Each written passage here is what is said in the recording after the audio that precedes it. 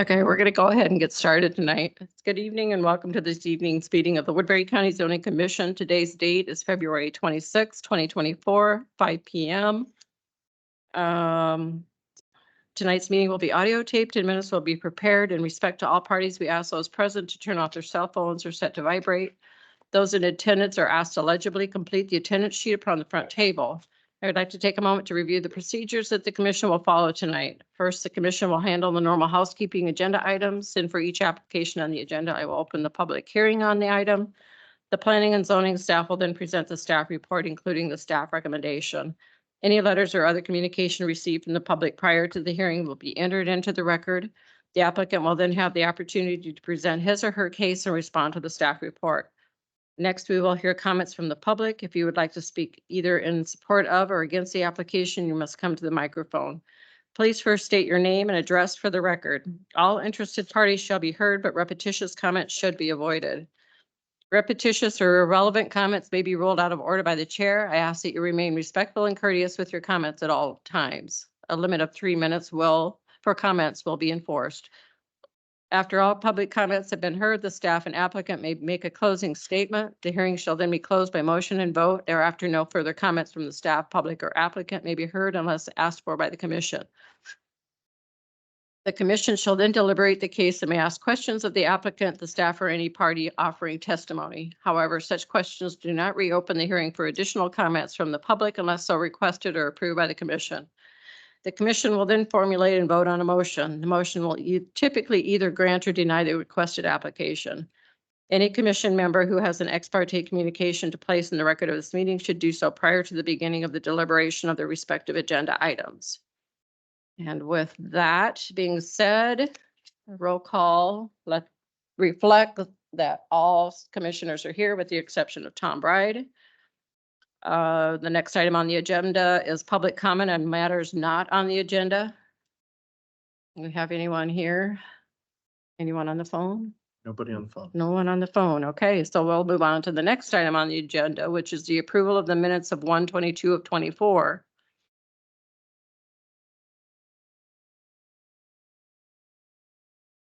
Make a motion then to approve, oh, sorry. I will make a motion to approve the minutes of January 22nd. Okay, we have a motion to approve. Do we have a second? Second. Okay, we have a motion and a second. Any further comments, corrections, or deletions? If not, all in favor say aye. Aye. All opposed, same sign. Okay, approval of the minutes have been unanimously approved. The next item on the agenda is item number 5, the action item, review of conditional use permit application. Dan, do you want to read that information into the record, please? Yes. Yes, this is a zoning commission review, which is a recommendation to the Board of Adjustment on this conditional use item. So this is a review session, not a public hearing. And so with that said, it's a review of a conditional use permit application for the disturbance of earthen materials, import of earthen materials, crushing aggregate materials, staging crush aggregate temporarily, and exporting of crushed aggregate and rectifying the site. And so the project can be summarized as JB Holland Construction, the applicant, and James A. Orr, the property owner, have submitted this conditional use permit application to use the property located on parcel number 894632300022 in the Concord Township, Township 89 North, Range 46 West, in the southeast quarter of the southwest quarter of Section 32. This is in the general commercial zoning district. As the location is at the northbound Highway 20 project. They want to use that in support of the project as reference the items I mentioned with the activity before. This property is located east of Sioux City and at least 700 feet from the corporate boundary. The property is not located in the special flood hazard area. The requested uses are acceptable for the consideration of the conditional use permit and compatible with sections 3.03.3 and 3.03.4 of the zoning ordinance.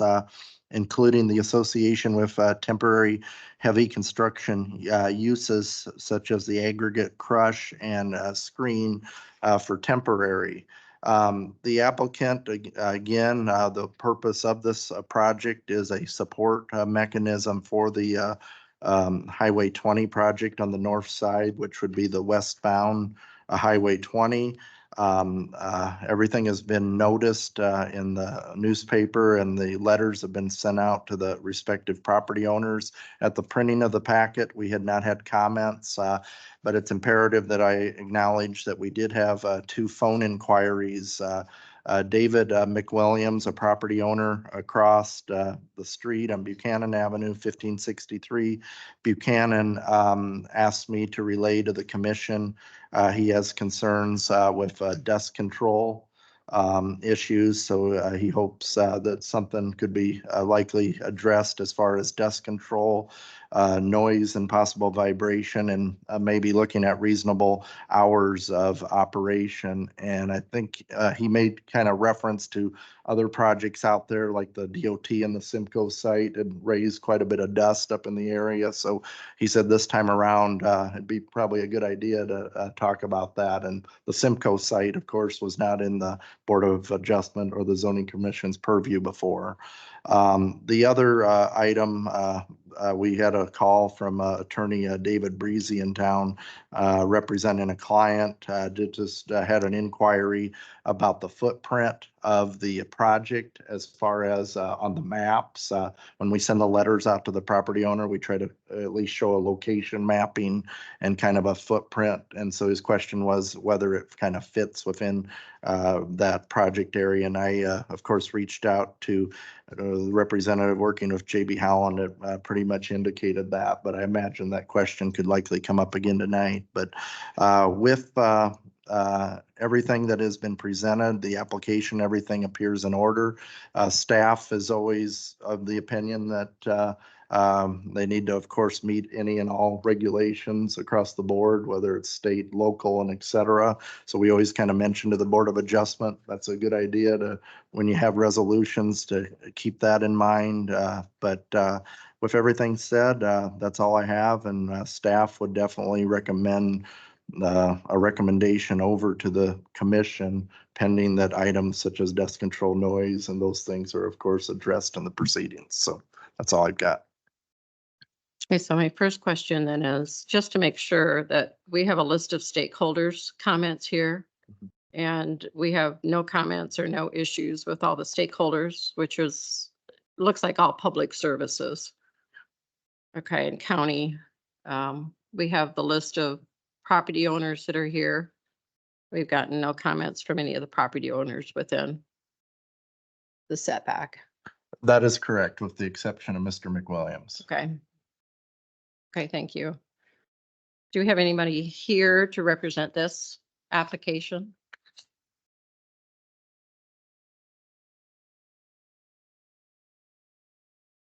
We have to hit the button.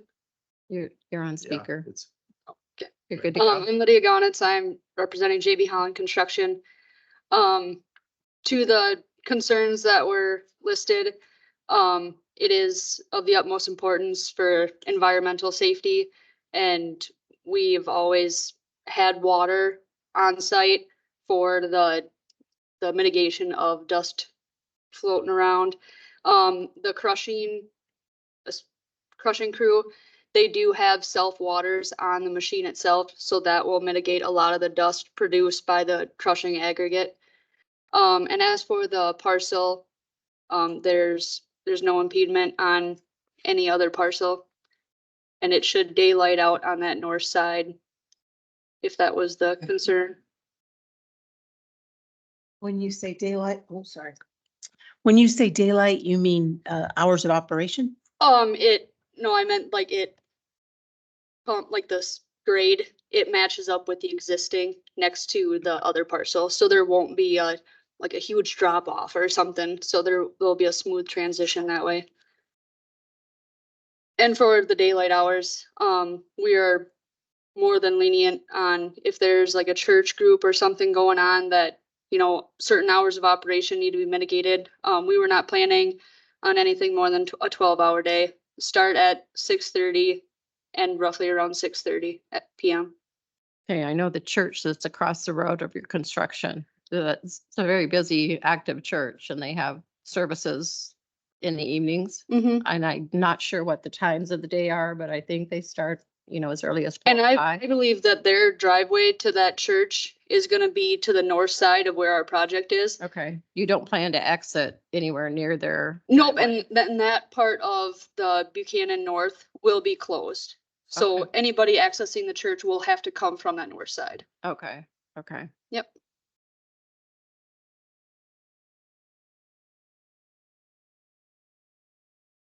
Could you please address the noise issue, which Mr. McWilliams asked about also? I guess as for the noise, our equipment, it's newer, it's pretty quiet. It's not some old machinery. The crushing crew, I've been around that multiple times and it doesn't produce a ton of noise, especially from anywhere farther away. Within, like, if you're, 10 feet from it, then it may make a little bit of noise, but otherwise to the general public, it should not be a hindrance on anything.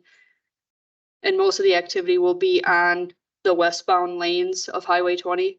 So that the noise from the construction going on that project doesn't necessarily relate to that parcel. The only thing that I'm aware of is that when we're operating in the summertime, we usually have a southern breeze. And so the southern breeze will go right into noise and dust, right into the homes that are in that area. Right, yep. And that's why the crushing crew that we have this year, they will have the sprinklers on their system to cut down any dust, so we don't have any issues that way. Okay. And so did you say that your hours of operation, you anticipate to be 12-hour days from 6 Correct. to 6? Correct. Okay. Yep. Will you make any adjustments Yeah. in the event that, Yep, if there's certain events going on that we need to be done earlier, that is more than okay. okay. So how do we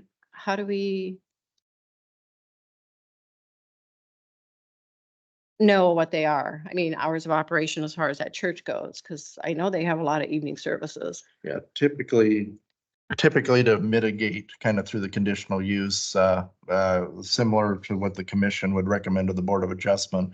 Board of Adjustment could put in their resolution, kind of like either clear hours of Of operation, and also maybe language to mitigate something with flexibility if the church group was to announce that they have something so that there's a line of communication or cooperation between the developer as well as the landowners, and Landowners. things Okay. of that nature. Okay. Okay. What time of the year do you plan to do most of your crushing? Is it early on in the project when the Yep. pavement's removed? Yeah, so all the crushing, what's gonna happen is the westbound lanes of Highway 20 will be ripped up and then it will be imported onto this parcel and then it will be crushed. So the sooner we can get it all off of the existing Highway 20 westbound, then we're gonna be crushing right away. And I think when we did the last year's project, I think it took roughly 3 months or so. So it was done earlier on. What time of year do you plan on starting? What month? Do you have a month or a time when you When we plan to start, begin? once we get approval Approval. and have an archaeological survey done. Okay. So the state's already been involved in that and they still have to do the archaeological survey? Yes, yep. Okay. Yep. Okay. So it could be, They Several months. estimated us to be early spring, okay. but with this weather, I don't know. You're ready to go, right? Right. I can understand that. Okay.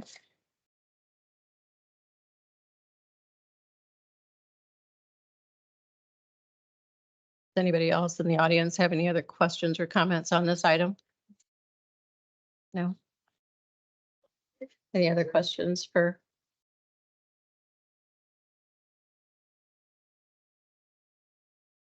What is I'm Chris Kavarna, 1555 Highway 20, next to the crushing area. Okay.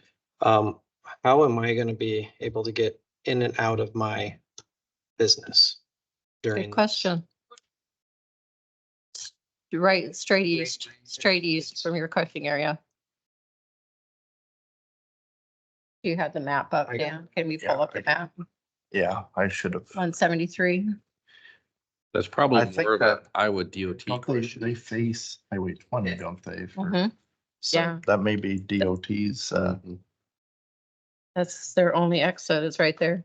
I don't necessarily have an answer how the DOT is routing to that business. I'd assume that they are keeping access from the eastbound lane to that driveway. Okay, through all the demolition and you have to go up and around Grandy Hills or, Like I said, I don't necessarily know exactly what the DOT has for, I don't want to you don't want to misstate speak it. for them. We get that. I Right. understand. it- Yeah. it's the same from our perspective. I would have to say, for the Highway 20, probably an inquiry with Dakin Schultz would Okay. probably be most appropriate. Okay. Okay. Mhm. And I know Dakin's not here tonight in the audience and he's not on the phone. Okay. So up there on that map, all the farther you're gonna go is where that's highlighted. Is that correct? Red line. Green line signifies what? The green line is our topsoil stockpile. Okay. Red line is, The red line is the outer boundaries for silt fence. okay. Okay.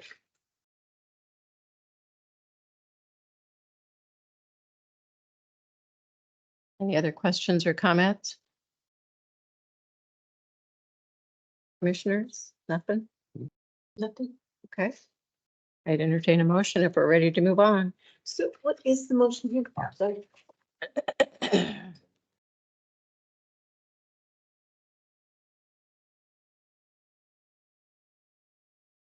A motion to approve conditional use to be sent to the Board of Adjustment as proposed. And in addition, clear hours of operation, line of communication for church events, if hours need to be curtailed. Was there anything else? But just make sure there's dust control. I mean, Yeah. there's gotta be some Dust. mechanism for dust control. So we have assurances and it's on the record. Yeah, so mitigation of dust. Okay. Should be included. Could you maybe restate that just for Jeepers, some that's long. clarity? Excuse me. So, recommend approval of the conditional use permit, to send to the Board of Adjustment. Clear hours of operation, line of communication for any possible interference with church events, and the dust control mitigation Okay, clearly defined. okay. I would second that. Okay, we have a motion and a second. Any further discussion? All in favor, say aye. Aye. Aye. All opposed, same sign. Okay. Motion approved unanimously. Ready? Yeah. Next item on the agenda then is the informational item proposing amendments to section 5.03 floodplain management ordinance in the Woodbury County zoning ordinance. Dan, you want to read that information into the record, please? Yes. Woodbury County has been notified by FEMA and the DNR that the draft floodplain maps that have been in the works for a number of years, and I can think back to 2019, are going to be in effect on that date. And we have been told by those agencies, in particular the DNR, that we are required to amend our floodplain ordinance to have specific language in there that matches the national standard for acceptance and into the National Flood Insurance Program. In other words, our local communities always have to remain in good standing with these respective agencies. So in the packet, I provided for you a copy of the letter that was sent to Chairman Ung regarding the process of the floodplain. It's been quite, as I said, a lengthy process. And within the letter, it kind of references areas of the floodplain where FEMA has recognized LOMAs, which are often called letter of map amendment, typically through the years since the last major change, I believe it was 2011, was made, that Many people that want to challenge the maps, oftentimes will go have a surveyor shoot their ground. And if you can find out whether an area is above or below the base flood elevation, that's a determination of getting out of the floodplain. So there was a number of people in all those years that filed these documents with the government. So they no longer have to be subject to the flood insurance and other regulations. Well, as I read through the letter, it looks like they restated in their actions that many of the lomas have been recognized. However, if we go through the document, I think we end up ultimately with 5 landowners that ultimately go into the floodplain as a whole. And that's actually quite low considering the entire county and everything. So there was ultimately, I believe, a net benefit as a whole, as the county, where the floodplain was reduced. I'm just providing you that for informational purposes, but getting specifically, I'm going to ask that in the next month or so that we take up the required ordinance changes. We do need to have this ordinance language adopted so that we can administer the floodplain. And it's just as simple as changing the date and pointing it to the maps so that we can actually, when we identify a location where a property owner is coming in, it has to reflect the new map in order to regulate into mesh well. And so within your packet, it's on page 238 is verbatim what the DNR gave us on what we need to have changed. And so it's a definition. The first one is the definition of new factory built home, park, or subdivision. They're basically cleaning up some language there. The general provisions, you'll note that the date changes to July 17th, 2024 under that general provisions document. And then variance, they cleaned up the language there on the variance. And then hearings and decisions of the Board of Adjustment, they basically adjusted that subsection there concerning the variance. So beginning on page 239 in your packet, I included the ordinance that's in place now. Of course, this is part of the zoning ordinance, so you can kind of compare those changes verbatim that way. But if you go down further, there's another document in there. It should be the ordinance that we'll likely debate. Trying to scroll back up to the top here. Let's see. Oh. I think I'm zooming too quick here. I went by it a couple times.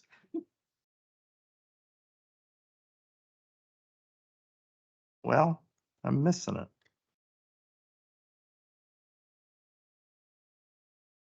I will, due to the number of pages, I'm just gonna have to show you this. This is actually the same page as the packet. And if you pass those down to the commissioners. Hopefully I can still find it.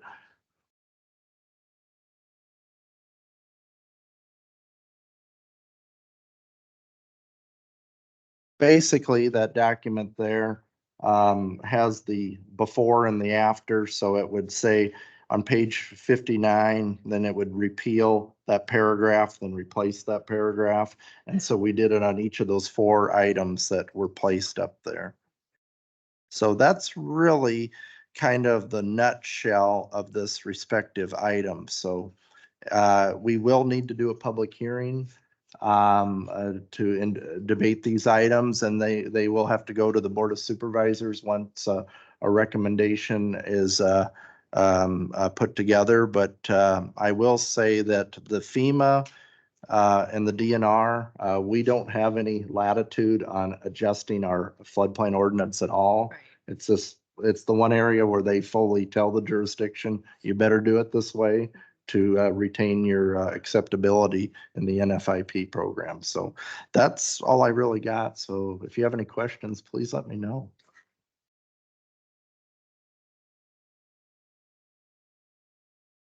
Anybody have any questions or comments on that at this point?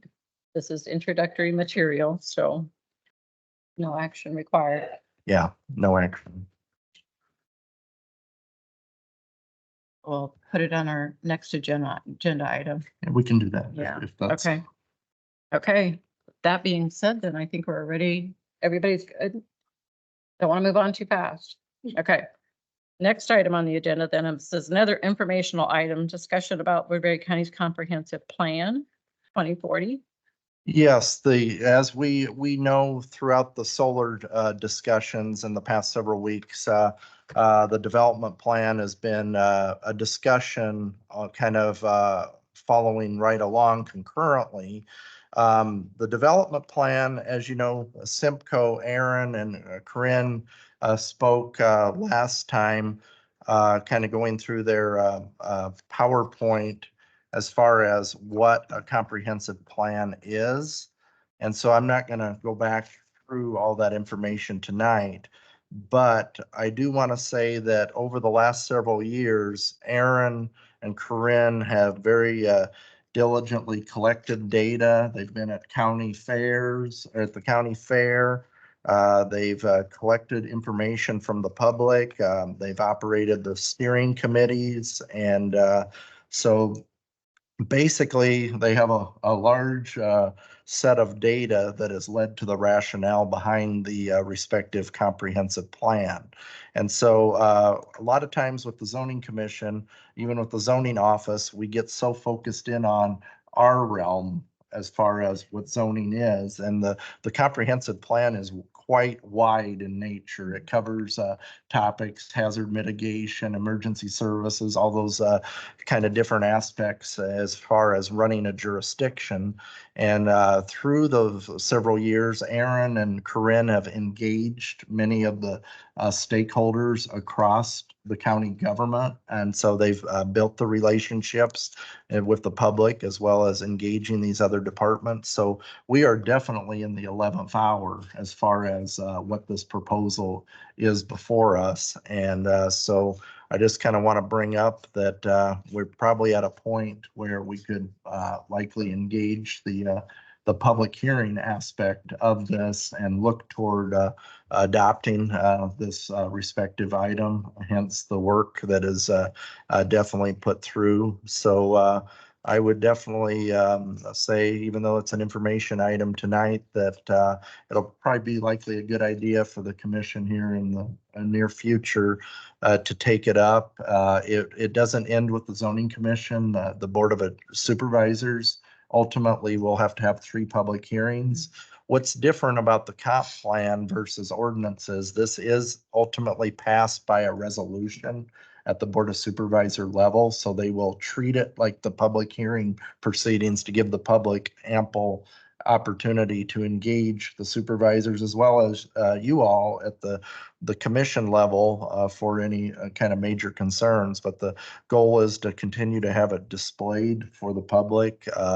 We've had it available on the website. I know Simcoe has had it very active on their website for quite some time. And you might recall all the delays that we've had with COVID and various other reasons. In fact, if we look at the calendar, Aaron and Corinne spoke to us in May, I believe, of last year. And at that time, they had the meeting with us, and I can't quite remember if it was before or after, but then they had an open house here in the basement as well, where the public could come in and kind of engage it. So they've really stayed the course on their timeline, considering all the kind of the bumps in the roads that had been experienced across the whole. So we've got a plan that does address many things. There's lots of considerations behind it. It's a policy document that ultimately can help the decision makers, yourselves, the Board of Adjustment, Board of Supervisors, other officials spread across the county on making respective decisions. So I just simply want to lay out that we're probably ready at some point if we want to take it up and Do the go public forward hearing. on that. Okay, So that's all I really got. If you have any questions of me. commissioners, any questions, comments, direction? No? Okay, thank you very much. I appreciate that. Which leads us. Oh, may I Yeah, say one more thing before we close? Absolutely. You may have heard the news that Aaron Brzeima has left Simcoe. Yes. So Aaron, Corinne will be continuing to work with us on that. So I just wanted to put that out there as well. Good. So, Thank you very much. I appreciate Yeah. that. Okay, so if we don't have anything more that we want to question or discuss or have comments on, we're going to move on to the next item on the agenda, which is public comment on matters not on the agenda again. And I think we covered the bases with our population here and no one's still on the phone. nobody on the phone. So we will move on to staff update, which is item number 7. Okay, as you know, last month's meeting, the zoning commission sent a recommendation over to the county attorney's office and staff considering the solar ordinance. Right now, the county attorney's office is reading through that, kind of looking through if there's any issues regarding that. So the goal is, once we hear out of the county attorney's office, we will bring it back to the zoning commission so that you have a chance to look at it through another public hearing. At that time, it would be considered as the next step before you send that or something to the Board of Supervisors. So I will likely work through the chair, alert the chair when we hear that word, and we'll work together, I guess, on scheduling what is coming up next. So just want you to be aware that it will come back to the zoning commission in a form that has been filtered through for review by the county attorney's office. Okay. So, Okay. Good. Anything And- else? let's see, next week, the Board of Adjustment will meet for the first time this year. Get 'em to work. And so that would be the other big announcement. So that's all I've got. Okay, thank you very much. And then item number 8 is commissioner comment or inquiry. We're quite quiet here tonight. All right, I see shaking head. So we're going to go ahead and move on to the last item on the agenda, which is the adjournment. Motion to adjourn. We have a motion to adjourn. Do we have a second? Second. We have a motion and a second. I'm assuming we don't need to discuss this, so we'll move on to all in favor, said. Aye. Aye. All opposed, same sign. Again, it's unanimous. We are adjourned. Okay. Thank you all for coming tonight.